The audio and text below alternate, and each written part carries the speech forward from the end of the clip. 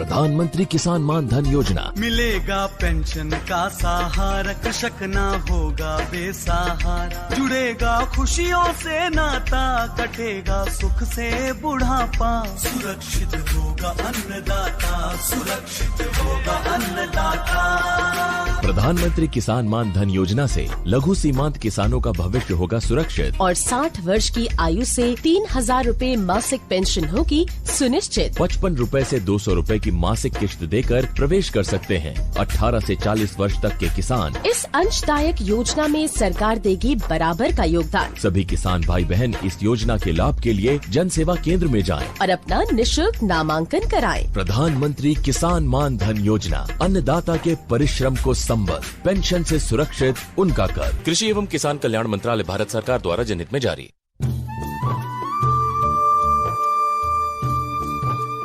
इस कार्यक्रम के प्रायोजक हैं कृषि एवं किसान कल्याण मंत्रालय, भारत सरकार।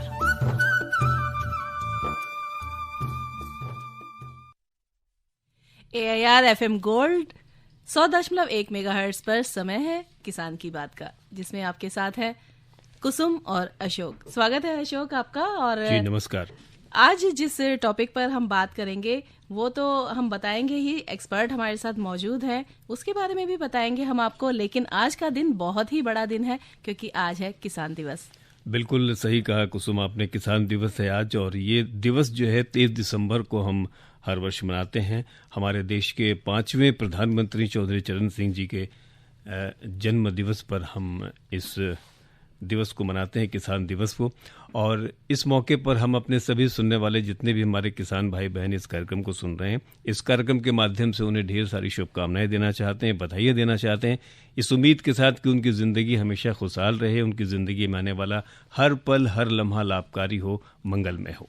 जी बिल्कुल अशोक, आपने ठीक कहा कि आज का दिन यानी कि 23 दिसंबर भारत के 7वें प्रधानमंत्री चौधरी चरण सिंह के जन्मदिन को राष्ट्रीय किसान दिवस के रूप में मनाया जाता है। और साथ ही उन्हें आप जानते हैं कि मसीहा कहा गया किसानों का, क्योंकि उन्होंने जो जमींदारी उन्मूलन विधेयक, राज्य के कल्याणकारी सिद्धांत पर जो उनका उन्मूलन विधेयक था वो आधारित था। और उनकी बदौलत ही उत्तर प्रदेश में जमींदारी प्रथा का उन्मूलन हुआ और गरीबों को भी अधिकार मिला। बिल्कुल, जिसमें बहुत सारे भूमिहीन किसानों को जमीनें भी मिली।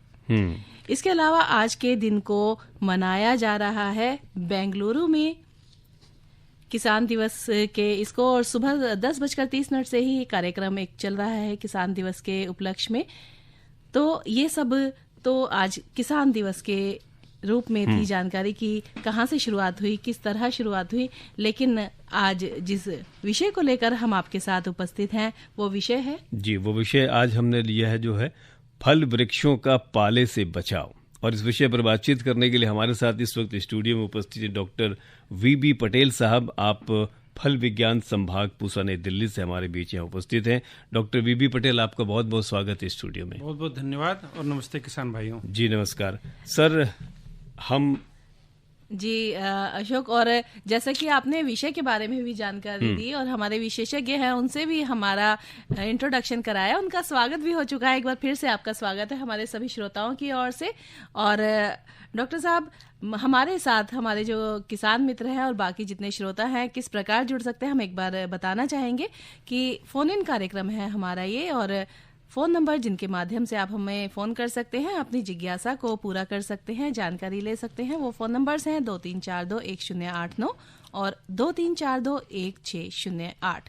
जो हमारे दिल्ली से बाहर के श्रोता हैं 011 लगाना न भूले, क्योंकि ये है दिल्ली का STD कोड। इसके अलावा आप हमारे साथ ईमेल के माध्यम से भी जुड़ सकते हैं kkbongold@gmail.com पर। जी हाँ, अपने विचार हमसे साझा कर सकते हैं kkbongold@gmail.com के माध्यम से। और आप हमें SMS भी कर सकते हैं, KKB गोल्ड टाइप कीजिए और अपनी बात लिखकर हमें अपने नाम और जगह के साथ भेज दीजिए 53010 पर। ये सभी माध्यम है हमसे जुड़ने का और आपकी अपने जितने भी प्रश्न हैं मन में विषय को लेकर, जो कि आज का हमारा विषय है फल वृक्षों का पाले से बचाव। इस विषय को लेकर आप कोई जानकारी चाहते हैं लेना, हमारे साथ हमारे विषय विशेषज्ञ डॉक्टर वीबी पटेल मौजूद है हमारे साथ। जी, और एक कॉलर जुड़ गए हैं कुसुम, उनसे बातचीत कर लेते हैं पहले। जी बिल्कुल। हेलो नमस्ते मैडम, सर जी और डॉक्टर साहब को। नमस्ते जी, स्वागत है आपका कार्यक्रम में। नाम बताएं अपना। जी, मैं विपिन कटारे बात कर रहा हूँ, ग्राम गौर झामर, जिला सागर, मध्य प्रदेश से। जी विपिन जी, पूछे क्या पूछना चाहते हैं आप? प्रश्न? मैडम मैं ये जानना चाह रहा था, पपीते में प्रत्येक साल मैडम पाला मतलब तुषार लग जाता, पाला पड़ जाता, तो कोई उसके लिए कोई बचाने का तरीका है क्या मैडम? जी हाँ, बचाने का तरीका है पपीते में। पपीता पाले के प्रति ज्यादा सहनशील नहीं है, पाला को ज्यादा प्रभावित होता है पपीता।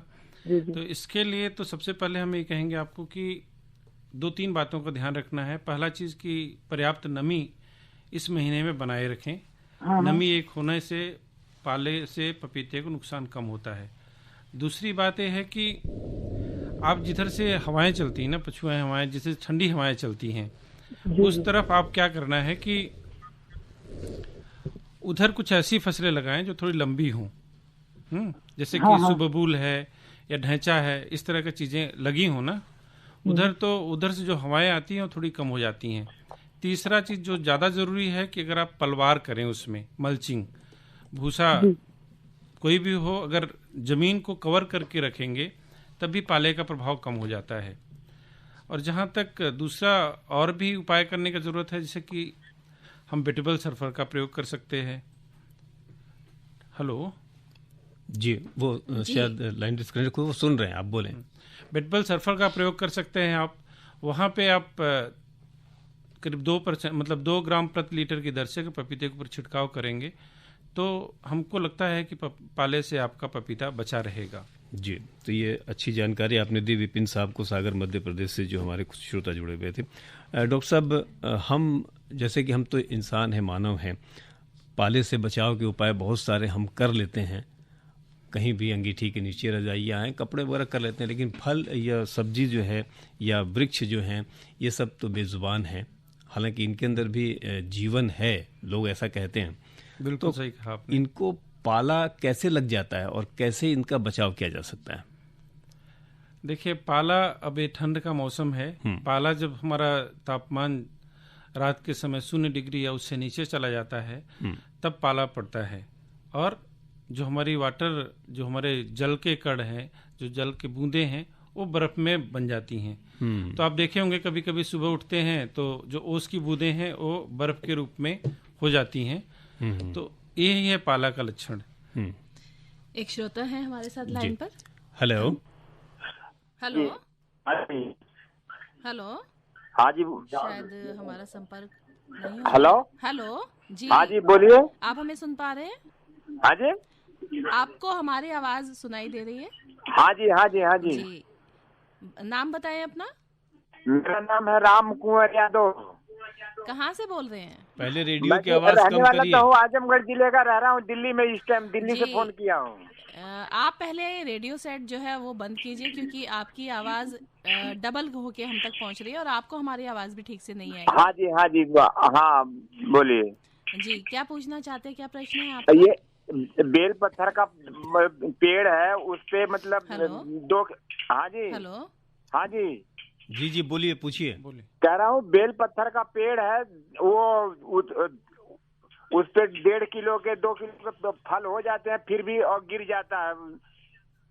जी, बेर का पेड़ है सर, बेल का बेल का पत्थर का पेड़ है, गिर जाता है फल। हाँ, फल वो गिर जाता है समय से पहले ही। अच्छा, 2-3 बातें होती हैं देखिए गिरने के कारण ना। अगर कुछ हमें पोषक तत्वों की कमी होती है तब भी बेल पत्थर गिरता है। और क्या होता है कि पर्याप्त नमी अगर पौधों के खेतों में नहीं है इस वक्त, तब भी बेल के फल जो हैं वो मैच्योर होने से पहले, परिपक्व होने से पहले गिर जाते हैं। तो आप ऐसा करें कि पर्याप्त नमी मेंटेन करें। दूसरा है कि बोरान का एक स्प्रे, बोरान और जिंक, 4 ग्राम प्रति लीटर बोरान, 4 ग्राम प्रति लीटर जिंक, ये दोनों मिलाकर के छिड़काव करेंगे तो आपका ये जो बेल का पत्थर गिरता है पकने से पहले वो रुक जाएगा। जी डॉक्टर साहब, हम पाले से बचाव की बात कर रहे थे, कैसे पाले से बचाव होगा? हाँ, पाले से बचाव के बारे में हम लोग बात कर रहे थे। उसमें हम यही कह रहे थे कि किसान अपने खेत के जिधर से कि हवाएं ठंडी चलती हैं उस दिशा में, मतलब उत्तरी और पश्चिमी दिशा में ऐसे विंड ब्रेक लगाए जाएं जो कि थोड़ा जल्दी बढ़ते हैं और थोड़ा हवा रोकें। जैसे सुबबूल का पेड़ बहुत बढ़िया पाया गया है इस काम के लिए। ग्लिसिडिया का पेड़ बहुत बढ़िया पाया गया है, तो उधर से लगाएं तो हवाएं रुकेंगी। दूसरा बात यह है कि पर्याप्त नमी खेतों में इस वक्त, खास करके अब जब ठंड का मौसम चल रहा है, तो पर्याप्त नमी मेंटेन करके रखें। नमी अगर नहीं होगी तब भी पाला ज़्यादा हो जाता है। फिर तीसरी बात ये आती है कि अपने खेतों में पलवार लगाएं, मतलब खेतों में मल्चिंग करें जिससे कि नमी कंजर्व हो और खेतों का जो उष्मा है वो बनी रहे, जिससे कि तापमान जो जड़ों के पास का है या पौधों के पास पे है वो तापमान 0 से नीचे नहीं जाए। तो ये सब करेंगे तो थोड़ा पालों से बचाव होगा। जी, एक और कॉलर जुड़ेंगे हमारे साथ, उनसे बात कर लेते हैं। हेलो हेलो जी, पहले रेडियो की आवाज आप बंद कर दीजिए सर। हेलो, रेडियो की आवाज बंद कर दीजिए बिल्कुल। हाँ जी, कर दीजिए। जी, कौन सा आप बोल रहे हैं? मैं चेतराम प्रजापति बोल रहा हूँ दिल्ली से। जी चेतराम जी, पूछिए सवाल, क्या पूछना चाहते हैं? मैं डॉक्टर साहब ये पूछना चाहता हूँ कि अभी जो मौसम है ना, अभी सरसों हमारी खड़ी है खेतों में, तो उसमें पाला और तुषार पड़ जाता है, तो वो पूर्ण रूप से उसमें है ना फलियों में है ना सरसों पनप नहीं पाती है, उसका जो बीज है ना पूर्ण रूप से है ना स्वस्थ नहीं बन पाता है। तो उस पाले को रोकने के लिए हमें क्या उपाय करने चाहिए? जी देखिए, आपने सरसों के बारे में पूछा है, मैंने अभी बताया कि नमी खेतों में मेंटेन करें, आप नमी पर्याप्त रखें। दूसरे ये है कि शाम के वक्त जब आसमान बहुत ही क्लियर हो, मतलब हवाएं न चल रही हो, आसमान, एक खेत आपका दिल्ली में ही है? नहीं, मैं तो यूपी में है, मेरा आगरा में है। हाँ ठीक है। तो जब आसमान बहुत ही साफ हो और हवाएं न चल रही हो तो पाला पड़ने के लिए बहुत ही सुटेबल होता है इस मौसम में, आजकल के दिनों में। तो अगर ऐसा मौसम है, और हमारी भविष्यवाणी भी मतलब आकाशवाणी से भविष्यवाणी सुनते ही हैं आप लोग, तो जब पाला पड़ने की संभावना होती है तो बताते हैं। तो उस वक्त आप खेत के किनारे अगर धुआं कर दें थोड़ा बहुत, तो एक धुएं की लेयर हो जाए, इससे कि पाले का जो प्रभाव है कम हो जाएगा। तीसरा, सल्फर का प्रयोग आप करें। सल्फर का और धुएं का? सल्फर कितनी छिड़काव करें? सल्फर का छिड़काव आप 1 ग्राम प्रति लीटर की दर भी करेंगे तब भी एक सरसों के लिए अच्छा रहेगा। जैसे 1 बीघे में कितना छिड़काव? जैसा कि पाले की बात हो रही है, मौसम की बात हो रही है, तो अशोक, ऐसे में हम अपने किसान मित्रों को यदि मौसम के बारे में जानकारी दे दे तो कैसा रहेगा? जी बिल्कुल। तो हम बताना चाहेंगे अपने किसान मित्रों को कि इस सप्ताह के दौरान आसमान में सुबह के समय हल्का कोहरा छाए रहने की संभावना है। अधिकतम तापमान जो रहेगा वो होगा 17 डिग्री सेल्सियस, न्यूनतम तापमान 6 डिग्री सेल्सियस। बादलों की स्थिति दोगटा रहने की संभावना है। सापेक्षिक आर्द्रता अधिकतम 90%, न्यूनतम 70%। हवा की गति रहेगी 12 किलोमीटर प्रति घंटा और हवा की दिशा रहने की संभावना है उत्तर उत्तर पश्चिम। हम अपने किसान मित्रों को बताना चाहेंगे कि आलू की फसल में उर्वरक की मात्रा डालें और फसल में मिट्टी चढ़ाने का कार्य करें। और इस मौसम में किसान सब्जियों की निराई गुड़ाई करके खरपतवारों को नष्ट करें और साथ ही सब्जियों की फसल में सिंचाई करें और उसके बाद उर्वरकों का बुरकाव करें। मौसम के हिसाब से हमारे जितने भी किसान मित्र हैं उनको इस तरह मौसम को ध्यान में रखने की आवश्यकता है। जी, एक कॉलर जुड़ गया, उनसे बात करते हैं। हेलो नमस्कार जी। नमस्कार जी, कौन बोल रहे हैं? सर मैं बोल रहा हूँ उत्तर प्रदेश से, लोकेश जी। नाम बताइए।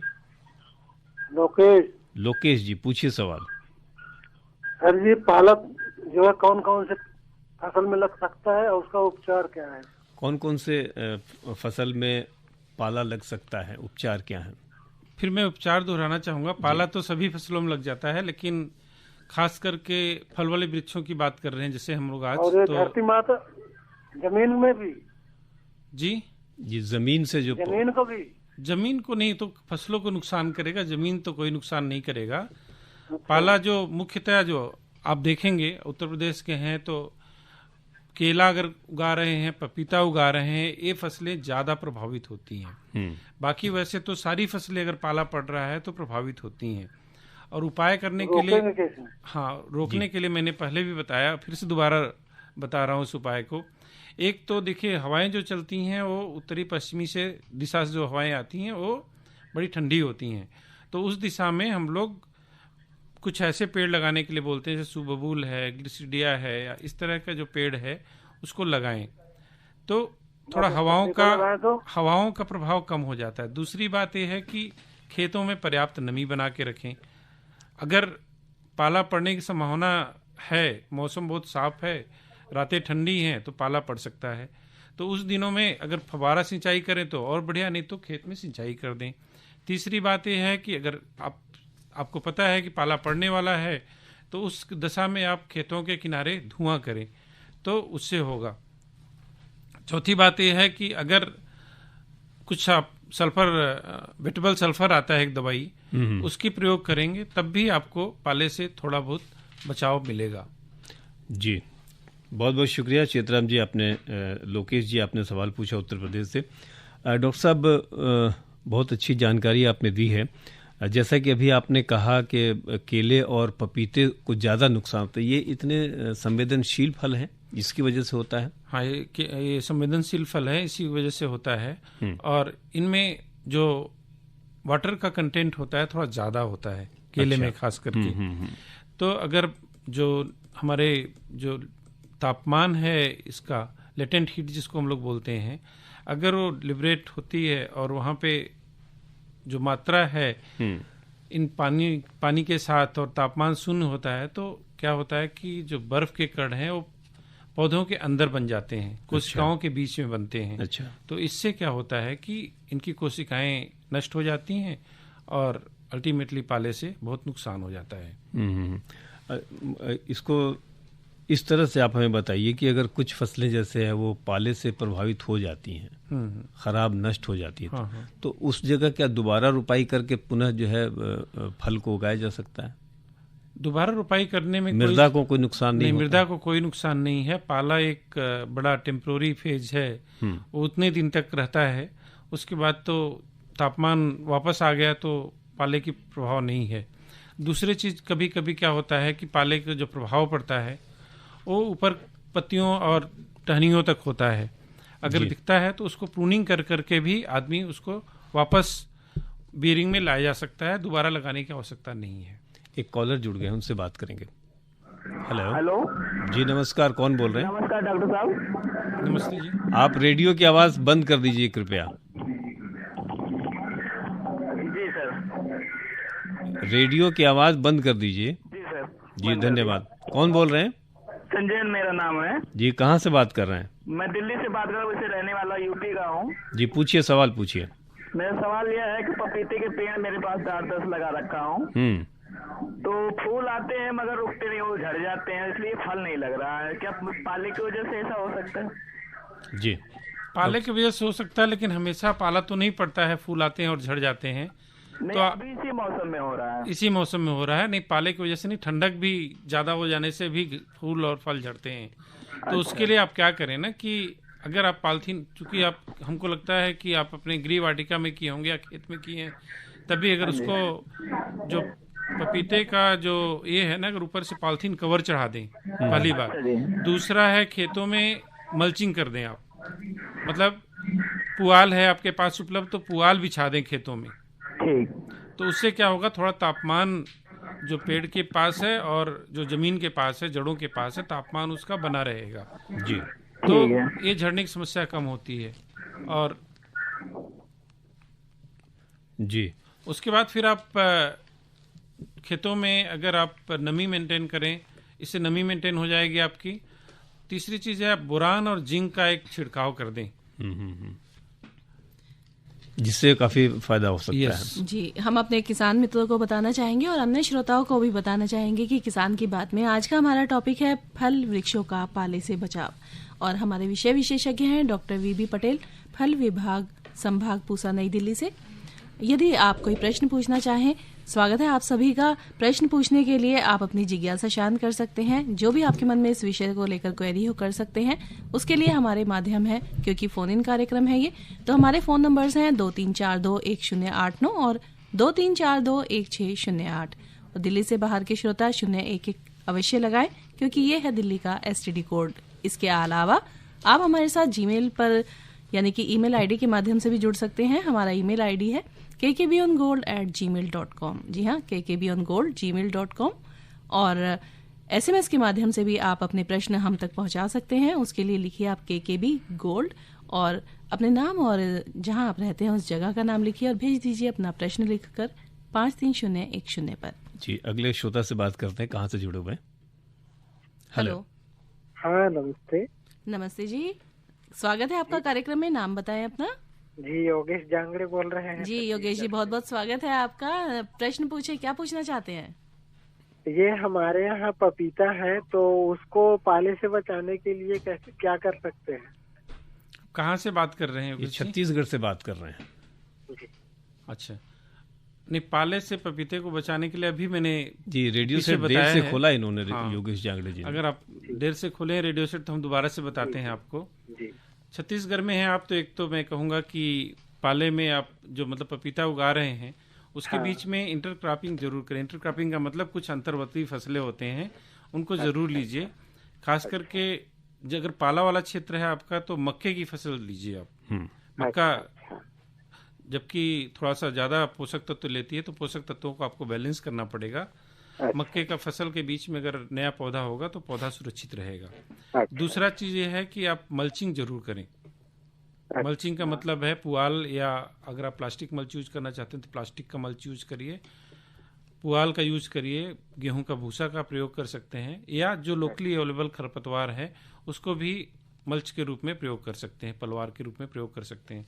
तीसरा बात है आप नमी पर्याप्त बना के रखें। इस मौसम में नमी होने से पाले से नुकसान पपीतों को कम पड़ता है। जी जी जी, धन्यवाद। शुक्रिया, शुक्रिया योगेश जी। आगे बढ़ने से पहले हम अपने सभी सुनने वालों को आज़ादपुर फल सब्जी मंडी से जो बाजार भाव हमें प्राप्त हुए हैं उनके बारे में हम आपको बता दें। सेब की बात करें, फलों में सबसे पहले सेब की बात करें 110 रुपये प्रति किलो, पाइनएप्पल 35 रुपये प्रति किलो, मौसमी का भाव है 38 रुपये प्रति किलो, और अमरूद आप ले सकते हैं 35 रुपये प्रति केजी, तरबूज 20 रुपये किलो, और ब्रोकली की बात करें 35 रुपये किलो आप ले सकते हैं। सब्जियों में चौलाई 18 रुपये केजी है, चने का साग 50 रुपये केजी, लहसुन 140 रुपये किलो तक है, ग्वारफली 40 रुपये प्रति किलो, और ककरौंदा 60 रुपये प्रति किलो के हिसाब से आप ले सकते हैं। एक कॉलर जुड़ गए हैं, उनसे बात करेंगे। हेलो। हाँ जी, नमस्कार जी। जी नमस्कार जी, कौन सा बोल रहे हैं? मैं अमर सिंह बोल रहा हूँ, गांव मस्तापुर रेवाड़ी है। जी अमर सिंह जी, पूछिए सवाल। ये जो टमाटर होते हैं, जो बेल वाले टमाटर हैं, वो हमारे उसकी पौध लगा रखी है, एक बनाने की पौध होती है जी। तो इनको का मतलब आगे क्या प्रोग्रेस होना चाहिए, मतलब क्या तो कार्रवाई कर रहे हैं इनके लिए? जी, टमाटर के पौधों की शिकायत है। नहीं, उसमें कुछ समस्या आ रही है तो बताएं, नहीं तो आप पनप नहीं रहे हैं, जैसा कि पनप नहीं रहे हैं, आपके बढ़ नहीं रहे हैं। हाँ हाँ जी। आपने कुछ खाद पानी उसको दे रहे हैं कि नहीं? हाँ, खाद पानी दिया है। तो जो टमाटर को हमें कहते हैं नाइट्रोजन, फास्फोरस, पोटास की जो उपयुक्त मात्रा है, वहाँ के क्षेत्र के लिए संस्तुत मात्रा है, आप उसका प्रयोग करेंगे तो अवश्य बढ़ेगा। अगर मिट्टी में कोई समस्या है तो मैं एक बार कहूँगा कि मिट्टी का जांच जरूर करा लें, सॉइल हेल्थ कार्ड जरूर बना लें। उससे क्या होगा कि कोई मिट्टी से संबंधित समस्या होगी तो उसके हिसाब से हम उसके हिसाब से ही खाद। हाँ बताएं। जो अभी सर्दी है, पाला पूरा है, इसके लिए कोई नुकसान तो नहीं है उनमें? हाँ, पाले से तो हर एक फसल को नुकसान होता है। तो पाले के लिए अगर ऐसा है तो टमाटर का पौधा नया है तो पानी की व्यवस्था, उचित व्यवस्था करें, जिससे कि हाँ, पानी अगर खेत में पर्याप्त नमी है तो पाले से नुकसान टमाटर को कम पड़ेगा। दूसरा चीज़ ये है कि अगर लगता है उस एरिया में हो रहा है तो एक बार बेटेबल सल्फर का प्रयोग कर लें 2 ग्राम प्रति लीटर की दर से, तो आपको पाले से बचाव हो जाएगा। जी, शुक्रिया, शुक्रिया अमर सिंह जी। मेरा प्रश्न है आपसे, कई बार हमारे पास इस तरह के प्रश्न आते हैं, तो उसी प्रश्न को लेकर मैं चाहती हूँ कि सभी जिनके मन में जिज्ञासा है इस तरह की, उनकी जिज्ञासा शांत हो और उनको अपने प्रश्न का जवाब मिले कि जो फल देने वाले पौधे होते हैं और नर्सरी के जो पौधे होते हैं, इन दोनों में क्या अलग अलग प्रबंधन किया जाना चाहिए पाले से बचाव के लिए? जरूर, इन दोनों को जो जैसे हम अपने बच्चे को ज़्यादा अलग ट्रीटमेंट देते हैं और बड़ों को अलग ट्रीटमेंट देते हैं, इसी तरह से यंग पौधे ज़्यादा ही मतलब असहनशील होते हैं पाले के प्रति। तो अगर नर्सरी है तो वहाँ पे पॉलिथीन की शीट से, कवर से उनको ढक दिया जाए, और ये ढकने के समय एक जरूर देखें कि उसको सूरज भी, रोशनी भी पर्याप्त मात्रा में मिले। इसलिए हम कहते हैं कि जो पूरब का दिशा होता है, पूरब और दक्षिण का दिशा, थोड़ा सा पूरब दक्षिण दिशा में अगर ओपन रखेंगे तो जो सुबह की किरणें हैं वो पौधों को लगेंगी, पौधे अपना भोजन बना सकेंगे और पालों से बचाव हो सकेगा। और जो बड़े वृक्ष हैं उनको तो हम ढक नहीं सकते हैं, बड़े हैं, तो उनके लिए हम क्या करेंगे कि पानी की उचित व्यवस्था करेंगे। वहाँ पे खेतों में अगर ज़रूरत है तो धुआं की व्यवस्था करेंगे, सो दैट तापमान की जो तापमान है खेतों में वो बना रहे और तापमान 0 तक न जा पाए। जी, समय अब इजाज़त नहीं दे रहा है कि कार्यक्रम को हम और आगे बढ़ाएं, लेकिन चलने से पहले हम आपको बता दें कल का जो हमारा विषय रहेगा कार्यक्रम किसान की बात का, उसका विषय है किसान मान धन योजना। विशेषज्ञ होंगे YR मीणा साहब। आप ज़रूर कल के इस कार्यक्रम में जुड़िएगा। और आज किसान की बात कार्यक्रम में फल वृक्षों का पाले से बचाव विषय पर हमारे साथ डॉक्टर VB पटेल साहब जुड़े। आप स्टूडियो में आए, इतनी अच्छी जानकारी दी, इसके लिए आपका बहुत बहुत धन्यवाद। बहुत बहुत धन्यवाद आपका भी। और धन्यवाद आरती का भी, जिन्होंने हमें सहयोग दिया। और अशोक जी, आपका भी बहुत बहुत धन्यवाद। यानी हमारी पूरी टीम का एक बार फिर से मेरी ओर से धन्यवाद जी। और चलते चलते एक बार फिर किसान दिवस की आप सबको ढेर सारी शुभकामनाएं, मंगल कामनाएं। वक्त हो गया अनुमति का। नमस्कार। नमस्कार। नमस्ते। इस कार्यक्रम के प्रायोजक थे कृषि एवं किसान कल्याण मंत्रालय, भारत सरकार। प्रधानमंत्री किसान मान धन योजना। मिलेगा पेंशन का सहारा, कृषक ना होगा बेसहारा। जुड़ेगा खुशियों से नाता, कटेगा सुख से बुढ़ापा। सुरक्षित होगा अन्नदाता, सुरक्षित होगा अन्नदाता। प्रधानमंत्री किसान मान धन योजना से लघु सीमांत किसानों का भविष्य होगा सुरक्षित। और 60 वर्ष की आयु से 3000 रूपए मासिक पेंशन होगी सुनिश्चित। 55 रूपए से 200 रूपए की मासिक किश्त देकर प्रवेश कर सकते हैं 18 से 40 वर्ष तक के किसान। इस अंशदायक योजना में सरकार देगी बराबर का योगदान। सभी किसान भाई बहन इस योजना के लाभ के लिए जन सेवा केंद्र में जाएं और अपना निशुल्क नामांकन कराएं। प्रधानमंत्री किसान मान धन योजना, अन्नदाता के परिश्रम को संबल, पेंशन से सुरक्षित उनका कर। कृषि एवं किसान कल्याण मंत्रालय, भारत सरकार द्वारा जनहित में जारी।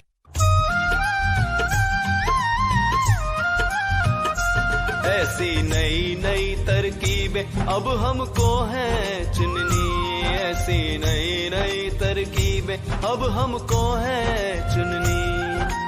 लक्ष्य हमारा हर किसान की आमदनी दुगनी, लक्ष्य हमारा हर किसान की आमदनी दुगनी। ऐसी नई नई तरकीबें अब हमको है चुननी।